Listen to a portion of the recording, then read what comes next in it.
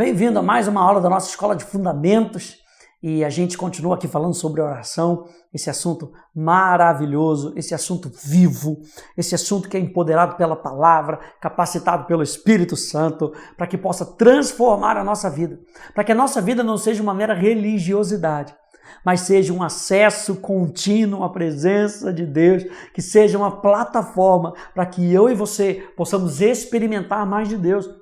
E qual é o exemplo máximo da vida de oração? É Jesus. Jesus é o nosso exemplo básico. Olha só o que diz Marcos, capítulo 1, no verso 35, diz assim: Tendo se levantado de madrugada, quando ainda estava escuro, Jesus saiu e foi para um lugar deserto e ali orava. Jesus tinha um estilo de vida de oração.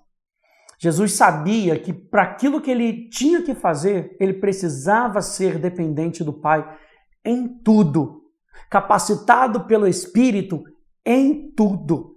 Ele deixa até um certo registro aqui em Marcos capítulo 9. Você lembra que os discípulos estavam no monte e aí eles descem, tinham discípulos lá no pé do monte que não conseguiram expulsar um demônio de um menino, e os discípulos chegam para Jesus e falam: a gente não conseguiu expulsar. Quando Jesus entrou em casa, os seus discípulos lhe perguntaram em particular: por que não podemos expulsá-los?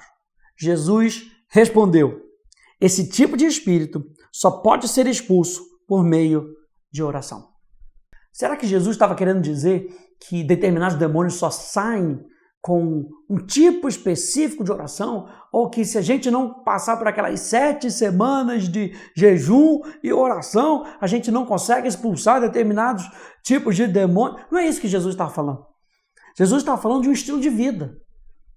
Por que aqueles demônios só sairiam por conta de oração? Ele não está falando só uma oração específica por causa de uma necessidade específica. Ele está falando, se vocês estivessem mais preparados espiritualmente, vocês conseguiriam expulsar esse demônio. Então, o que Jesus está falando? Jesus está falando do seu relacionamento com o Pai. Jesus está falando, quanto mais relacionamento com o Pai vocês têm, mais vocês sabem quem vocês são, mais vocês sabem da autoridade que vocês têm em Cristo Jesus. É por isso que Jesus, quando ele fala de expulsar demônios, ele envia os seus discípulos, ele não fala, vão e passem 10 semanas em oração. Não, isso já estava implícito. Que eles tinham já relacionamento com Jesus. E por terem relacionamento com Jesus, vão. E se vocês expulsarem demônios por causa da fé de vocês, onde é que a fé é sustentada, gente? A fé é sustentada pela verdade da palavra e no meu relacionamento com Deus. Não só por conhecer as Escrituras, não só por crer nas Escrituras, mas por me relacionar com Deus. Então, Jesus dava a resposta direta para aqueles homens, se vocês tivessem mais relacionamento com Deus. É claro que aqueles homens estavam no seu caminhar, descobrindo isso. E como é que eles iriam descobrir? Eles iriam descobrir através do ensino de Jesus e através do estilo de vida de Jesus. Veja lá em Lucas capítulo 9, verso 28 e 29, diz assim: cerca de 8 dias depois das proferidas essas palavras, Jesus levou consigo Pedro, João e Tiago e subiu ao monte com o propósito de orar. E aconteceu que enquanto ele orava, a aparência do seu rosto se transfigurou e a roupa deles ficou de um branco brilhante. Está falando do que aconteceu antes desse episódio aqui relatado aqui que a gente leu em Marcos. Jesus tinha subido na montanha e por causa do seu relacionamento com Deus, e veja, quando ele transfigurou, os discípulos viram no meio da nuvem ele conversando com Moisés e Elias. Conversando, tendo comunhão com Moisés e com Elias. Então, gente, Jesus tinha um estilo de oração diário. Os discípulos estavam aprendendo a lição mais importante do ministério deles. Se eu e você estamos envolvidos em qualquer tipo de ministério, seja na igreja, seja no seu ministério pessoal, na sua vida pessoal, é importante com que a gente aprenda com Jesus a ter um estilo de vida de oração com Ele. Qual era o segredo do ministério de Jesus? Veja lá em João capítulo 5, verso 19. Diz, então Jesus lhe disse, em verdade lhes digo, que o Filho nada pode fazer por si mesmo, senão somente aquilo que vê o Pai fazer. Porque tudo o que este fizer, o Filho também faz. Então a lição mais importante é: nós não podemos fazer isso sozinhos. Eu não estou sozinho. A gente vem construindo até agora essas realidades para que você possa entender que na sua vida de oração você não está sozinho. Deus ouve a sua voz.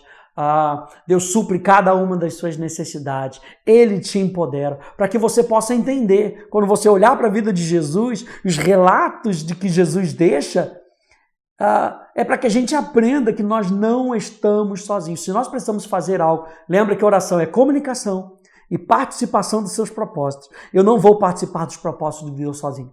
Ele não me manda sozinho. Ele não me manda despreparado. Ele não me manda descapacitado. Então, na minha vida de oração, o que eu estou fazendo? Eu estou me rendendo aos propósitos de Deus.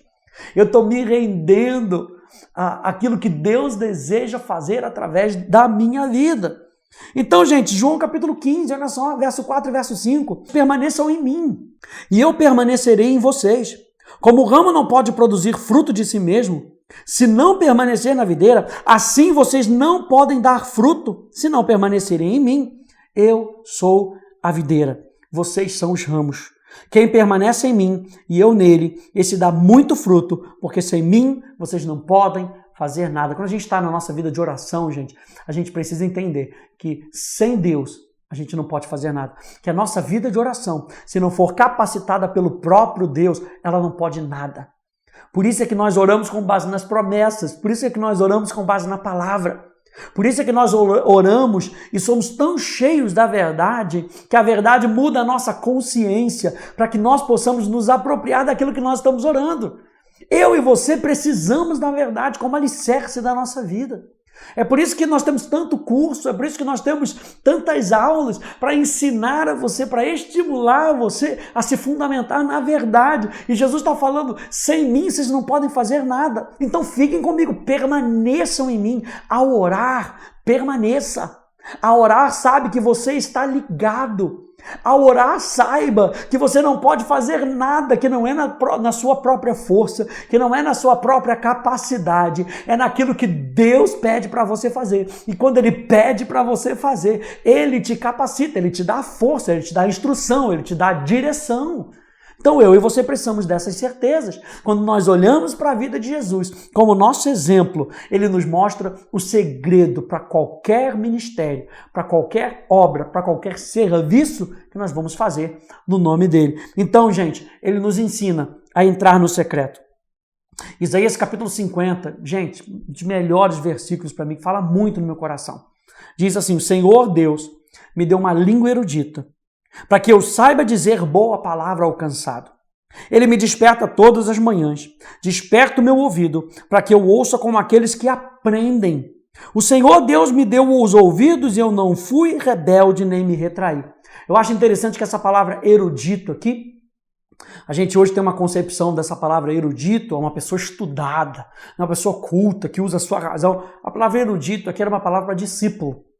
Então, ele me desperta todas as manhãs como um discípulo. E o discípulo, ele quer aprender do seu mestre, ele quer ser igual ao seu mestre. E Jesus está dizendo para a gente aqui, através do seu ministério, que ele é um discípulo do Pai, ele é um filho para o Pai. Então, que a gente possa ser um discípulo para Cristo.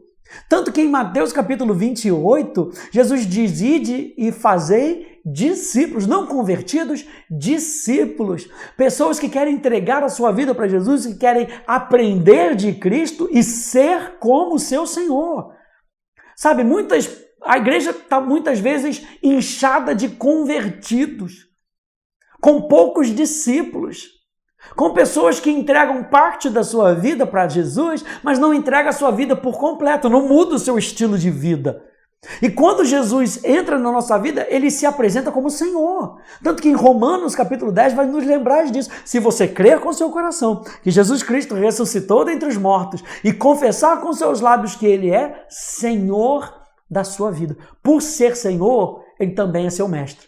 E se ele é seu mestre, você é discípulo dele. Então eu e você podemos experimentar Deus como nosso mestre, como nosso Senhor. E essa é uma descrição profética de Jesus como nosso Senhor. A força motivadora por trás do ministério de Jesus era uma oração íntima com Deus. Eu quero deixar você com isso aqui, para que você possa ser estimulado hoje na sua vida de oração, a lembrar que Jesus tinha um tempo com Deus, que Jesus não podia fazer nada sem o Pai. Ele se colocava debaixo daquilo que o Pai falava e que o próprio Jesus, ele aprendeu. Você lembra que Hebreus vai dizer que Jesus aprendeu com aquilo que sofreu. Jesus teve que aprender, como homem ele teve que aprender. E ele aprendeu com o Pai. Porque apesar desses sofrimentos, a mão que estava sempre com ele era a mão bondosa do Pai. Então, ao se lançar nos braços de Deus, ao se lançar nos braços do Pai, guarde esses ensinamentos de hoje, para que você possa crescer no seu relacionamento com Deus. Que Deus te abençoe, no nome de Jesus. Tchau, tchau.